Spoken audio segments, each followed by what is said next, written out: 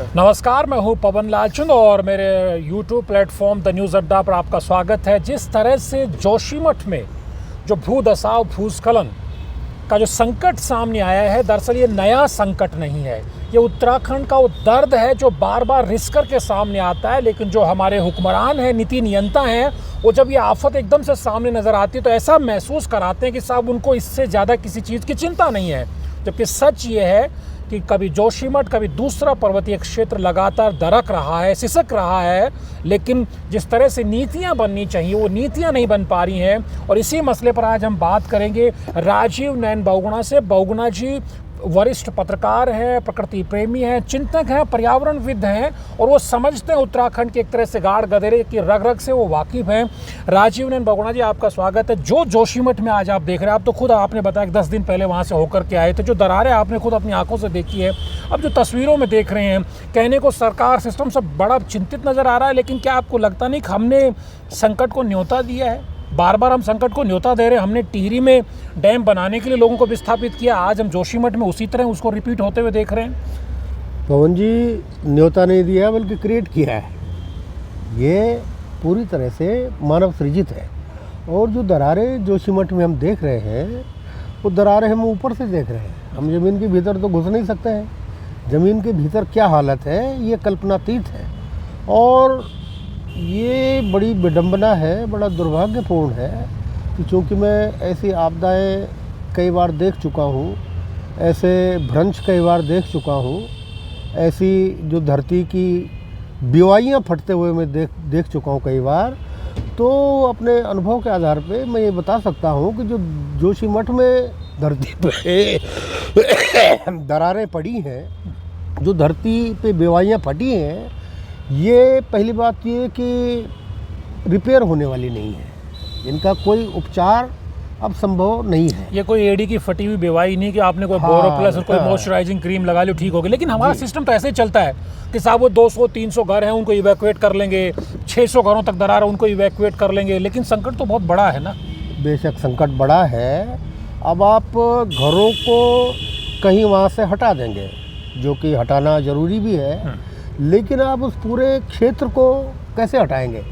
और हिमालय में जो एक दुनिया का सबसे नया और कच्चा पहाड़ है, जिसे कहते हैं शिशु पहाड़, हिमालय की जो श्रृंखला है, इसे जो भूगर्भ विज्ञान है इसकी भाषा में इसको बच्चा पहाड़ कहा जाता है। कम उम्र वाला, जो सेंसिटिव है, जैसे बच्चा होता है संवेदनशील हर मामले में और विकासशील भी होता है। इसी तरह जो हिमालय की पर्वत श्रृंखला है, ये अभी विकसित हो रही है, अभी ये मैच्योर नहीं हुई है, बल्कि अपने शैशव काल में है। बच्चा बढ़ता रहता है, उसमें परिवर्तन आते रहते हैं। तो ठीक इसी तरह से हिमालय की जो पूरी श्रृंखला है, जो शुरू होती आपके म्यांमार से लेके और उधर चली जाती है अफ़गानिस्तान तक, कि पूरी श्रृंखला अभी रूपाकार ले रही है। और जहाँ पर अभी ये घटना हुई है, जो प्रकाश में आई है, तो जो हम सभी जानते हैं कि जो एशियन प्लेट है, वो तिब्बतन प्लेट से हर साल कुछ सेंटीमीटर जाके खिसक रही है उस तरफ को, और दोनों में इस कारण से, उसके खिसक के कारण दोनों में टक्कर होती है। तो उस टक्कर का इलाका भी वही है। अगर आप एरियल डिस्टेंस देखेंगे तो केवल कुछ किलोमीटर है।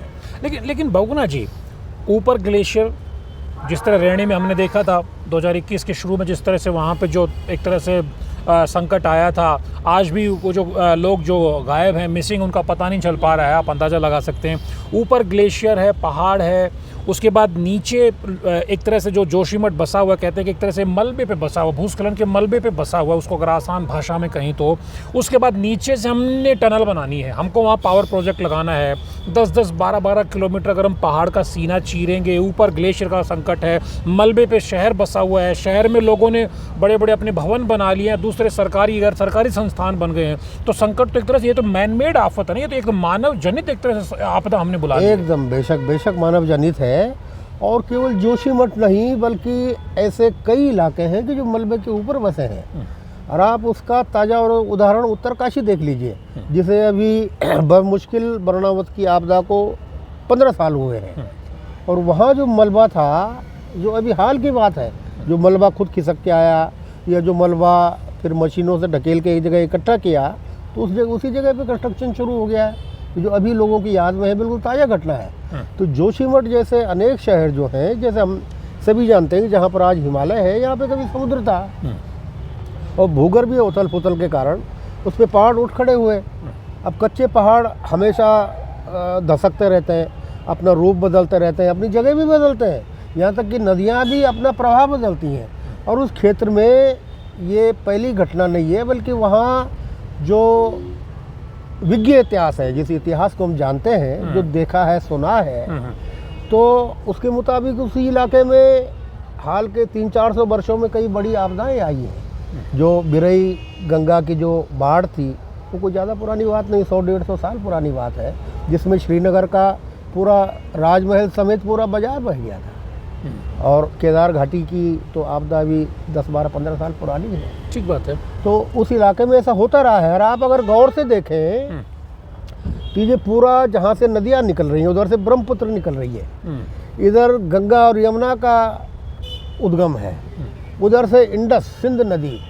तो ये भले ही अब वो वहाँ से निकल के ब्रह्मपुत्र जा रही है असम होते हुए, नॉर्थ ईस्ट होते हुए बंगाल की खाड़ी में, और गंगा गोमुख से निकलकर जा रही है कलकत्ता, एक ही जगह है। लेकिन मूलतः इन दोनों का उद्गम एक ही है। वो रास्ते उन्होंने अपने बदल दिए हैं, लेकिन ये सारी नदियाँ जो हिमालय के ग्लेशियर की नदियाँ हैं, इनका उद्गम बेसिकली एक है। और अगर आप हवाई दूरी से देखें तो बमुश्किल इनकी दूरी 50 किलोमीटर है, ब्रह्मपुत्र की, गंगा की, यमुना की। इन सारे क्षेत्रों में इधर 50-60 सालों में जो उथल पुथल मची है, यहाँ तक कि जो चीन अपने यहाँ गतिविधियाँ कर रहा है। अब जैसे कि सुनते हैं कि कैलाश मानसरोवर में जो ब्रह्मपुत्र का उद्गम क्षेत्र है, उस इलाके में ब्रह्मपुत्र जाती है, इधर से गंगा निकल जाती है, तो वहाँ वो रेलवे लाइनें बिछा रहा है। चीन तो किसी की सुनता नहीं है, ना मानता है। संकट का असर उधर से भी हो सकता है, सब जगह से है, सब जगह से है। यहाँ तक कि नेपाल में अब थोड़ी सी वहाँ चेतना आई है, लेकिन सबसे बड़ा विध्वंस तो नेपाल में हुआ है। अब जो नेपाल में यहाँ के जो समझदार पर्यावरण के लोग थे, जानने वाले, वो बार बार कहते रहे कि आप नेपाल को रेल की पटरी बिछाने को, सड़क बनाने को पैसा मत दो, बल्कि इनके ग्लेशियर बचाने को और इनके पहाड़ों को बचाने के लिए इन्हें मदद दो। ओके।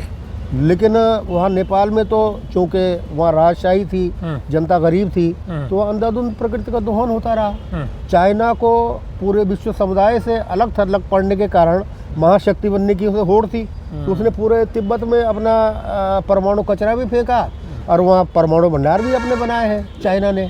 लेकिन जैसे अभी आप अक्सर कहते भी हैं, आज भी आप कह रहे थे कि जैसे आपने कहा कि विकास के नाम पे हमने एक तरह से नाक कटा कर, क्या आप कहते हैं कि नथ हम खरीद रही, वो क्या कहते हैं? क्या आपको लगता है विकास का हमारा यही मॉडल है? देखिए, विकास की जो पहली शर्त है वो ये है कि वो सस्टेनेबल होना चाहिए, वो आतिशबाजी की तरह नहीं होना चाहिए। अब दुर्भाग्य ये है कि जो हमारे पॉलिटिशियंस होते हैं डेमोक्रेसी में, उनकी आई साइट 5 साल से ज़्यादा नहीं देखती है, उनकी दूर की नज़र कमज़ोर होती है।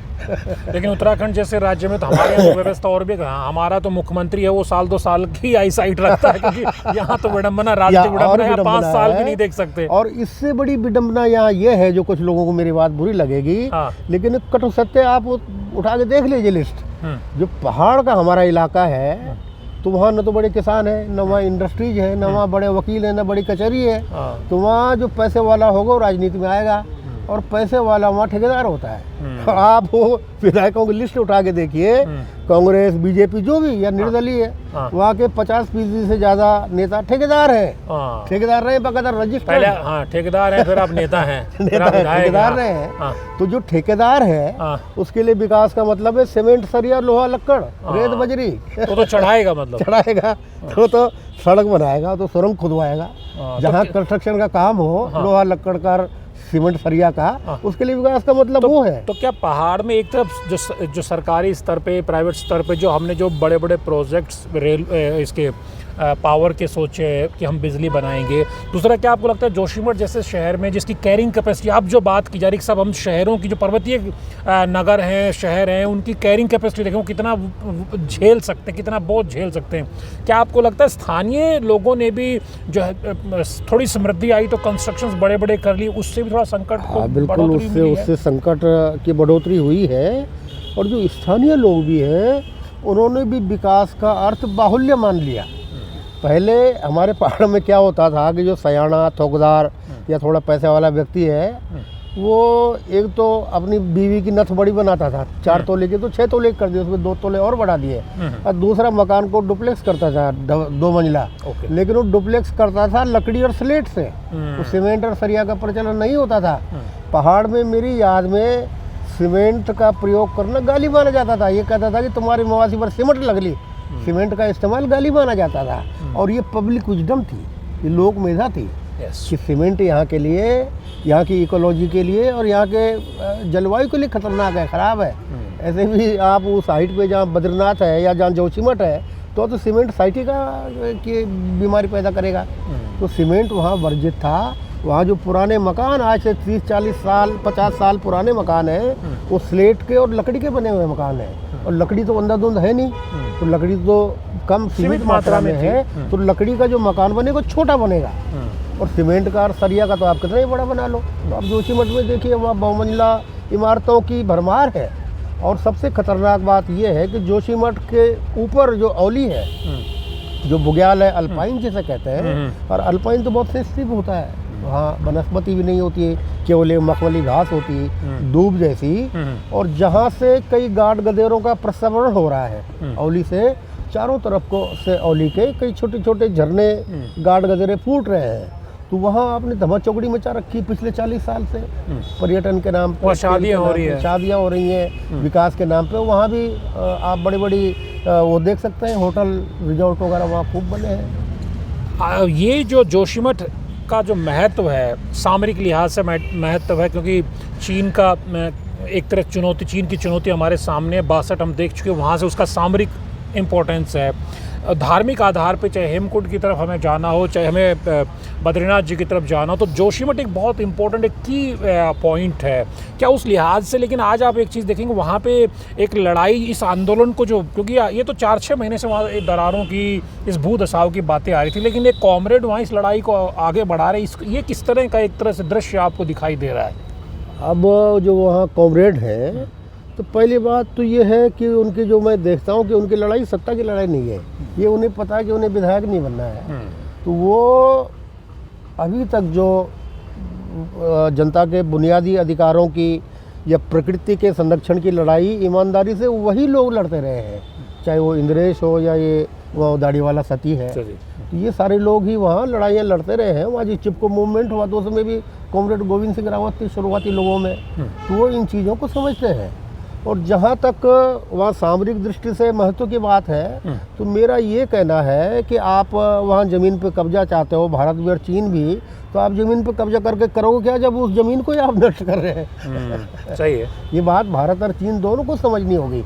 अपने आपसी सीमा विवादों को छोड़ के कि उधर से चीन कब्जा कर रहा है, इधर भारत कर रहा है कि हमारी ज़मीन हथियाली, आप उस ज़मीन को छुड़ा के करोगे क्या? जो ज़मीन ही दरक रही है, जो रहेगी नहीं। अगर आपने प्रकृति के साथ आपके विकास के मॉडल ने संतुलन नहीं बनाया तो वास्तव में उसका क्या अर्थ रहेगा? ज़मीन ही नहीं रही। राजीव जी, आज आपके पिताजी स्वर्गीय सुंदरलाल बहुगुणा जी की जयंती भी है, और जो टिहरी डैम को लेकर के जो एक बड़ी लड़ाई लड़ी गई थी, आज उसी तरह का विस्थापन का संकट जोशीमठ में दिख रहा है। फिर कहा जा रहा है अब जोशीमठ से आगे बढ़ेंगे तो संकट तो मुंशियारी धारचूला की तरफ भी दिखता है, नैनीताल में भी दिख रहा है। जिस तरह नैनीताल की तो जो झील है उसके पास ही बार बार धसाव का दिखाई देता है। फिर कई बार कहा जाता है कि मसूरी, लंडौर इधर की तरफ दिखता है। तो उत्तराखंड के तो कई इलाकों में इस तरह का संकट है। क्या कहेंगे, किस तरह के विकास का मॉडल होना चाहिए आप अपने पिताजी को? देखिए, जो पहाड़ों में आबादी है वो आज की नहीं है, 1000 साल तो शंकराचार्य के साथ जो लोग आए बाहर से, दूसरे प्रदेशों से, तो 1000 साल तो उनको हो गए, और शंकराचार्य के साथ बहुत बड़ी आबादी आई। उस ज़माने में कम से कम हज़ारों लोग शंकराचार्य के साथ आए और आकर यहाँ बसे। तो वहाँ रहने के लिए आचरण की सभ्यता चाहिए। आखिर जो हिमालय को तपस्या की भूमि माना जाता है, तो जो अब मैं शंकराचार्य के आपको उदाहरण देता हूँ कि शंकराचार्य ने वहाँ केदारनाथ का मंदिर बनाया, तो वहाँ तो पत्थर भी था, तो पत्थर वहीं से खोद लेता, लेकिन उसको पता था कि यहाँ से एक छोटा सा पत्थर भी निकालना, प्रकृति को चुनौती देना है, तो पत्थर ढुलवा के राजस्थान से कहीं लाया उस जमाने में। बताइए, इतने दुर्गम वहाँ सारे पत्थर तो राजस्थान के लगे। हाँ। तो इतना कठिन परिश्रम किया होगा कि उसने एक पत्थर वहाँ से नहीं उठने दिया, बाहर से पत्थर उठा के वो मंदिर बनाया। और शंकराचार्य अपने समय का आदि शंकराचार्य बहुत बड़ा नेता था, उसके पीछे राजाओं की ताकत भी थी। तो उसका कहीं मकान ही नहीं मिलता है, वो खुद कंदराओं में रहता था, गुफाओं में। उसने अपने लिए कोई बड़ा मठ नहीं बनाया, खुद के रहने के लिए कोई आवास नहीं बनाया, बल्कि खुद जैसे स्थानीय लोग झोपड़ियों में रहते थे ऐसे रहता होगा, या किसी गुफा में रहता होगा। शंकराचार्य को कोई आवास बद्रीनाथ या केदारनाथ में आज नहीं मिलता है। तो वहाँ रहने के लिए जो आचरण की सभ्यता चाहिए, जैसे वहाँ के लोग रहते आए हैं, तो एक तो वहाँ उस तरह से आपको रहना है। और फिर एक हम बड़ा आसान विकल्प मान लेते हैं कि वहाँ से उठा के देहरादून या हल्द्वानी या तराई में ले आओ, तो भाई यहाँ भी आप आबादी की धमा चौकड़ी मचाओगे जो मच चुकी है, तो इसका भी सीधा सीधा संबंध हिमालय से है। ये जो तराई का इलाका है, ये जो जम्मू से शुरू होकर जिसे शिवालिक कहते हैं, और ये नेपाल को जाके टच करता है, कि शिवालिक की जो श्रृंखला है, इसमें जो घने जंगल थे, जैसे जंगल हिमालय में नहीं है, तो ये घने जंगल एक तरह से जो मैदान से गर्म हवाएं आ रही हैं, लू आ रही है, उसको रोकने का काम करते थे। अब आप वहाँ से विस्थापित होकर यहाँ आओगे और यहाँ से जंगलों काट के खेत बनाओगे, अब तो खेत भी नहीं रहे, खेतों की जगह मकान बना रहे हैं, तो आप घर का दरवाज़ा तोड़ रहे हो। ये तो बाउंड्री वाल थी ना, तराई के जो जंगल हैं साल के, सागौन के, तो ये उस गर्म थपेड़ों को रोकने के लिए बाउंड्री वाल थी, जो लू की लपटों को यहाँ रोक देते थे, हिमालय में नहीं उनको जाने देते थे, ताकि वहाँ ग्लेशियर न पिघलें अप्राकृतिक रूप से। तो वो उसका विकल्प नहीं है। जो लोग वहाँ हैं वो वहाँ रहें, लेकिन जो मैं बार बार दोहरा रहा हूँ कि आचरण की सभ्यता, रहने की तमीज़ वहाँ होनी चाहिए, कि वहाँ किस तरह से आपको रहना है, ये आपको देखना है। यानी कुल मिलाकर के राजीव नयन बहुगुणा जी बार बार एक चीज़ कहते हैं कि नाक बेचकर नथ खरीदना बहुत समझदारी नहीं है, एक तरह से गुर्दे बेचकर खून खरीदने की कोई समझदारी नहीं है। और कम से कम जो हमारे विकास का मॉडल है, खासतौर पर पर्वतीय क्षेत्रों को लेकर के, कि साहब हम बड़े बड़े डैम्स बनाएंगे, हम बड़े बड़े पावर प्रोजेक्ट्स लगाएंगे, फिर हम ये भी कहेंगे साहब कि पावर प्रोजेक्ट्स के लिए जो सुरंगें बनाई जाती है उससे नुकसान नहीं होगा। सब जानते हैं ब्लास्टिंग किस तरह से की जाती है, किस तरह से पहाड़ की जो छाती को फाड़ा जाता है, उसकी धमनियों को एक तरह से प्रभावित किया जाता है, डैमेज किया जाता है, तो उसके साइड इफ़ेक्ट्स हैं। और जो जोशीमठ में देख रहे हैं, वो जोशीमठ तक रुकने वाला संकट नहीं है। अगर हम नहीं चेते तो ये संकट हमें उत्तराखंड के ऐसे कई पर्वतीय शहरों में, कई पर्वतीय क्षेत्रों में देखने को मिलेगा। इसलिए संभलने की ज़रूरत है, और जो हमें अपनी बसावट को लेकर के जो स्थानीय स्तर पे लोग, उनको भी संभलना पड़ेगा कि मैदानी स्तर की तरह पर्वतीय क्षेत्रों पे बहुत अगर कंक्रीट के हम जंगल बनाएंगे मैदानी की नकल करके, तो वो संकट इस तरह से सामने आएगा। नीति नियंताओं को भी नए सिरे से इस पर विचार करने की ज़रूरत है। नमस्कार।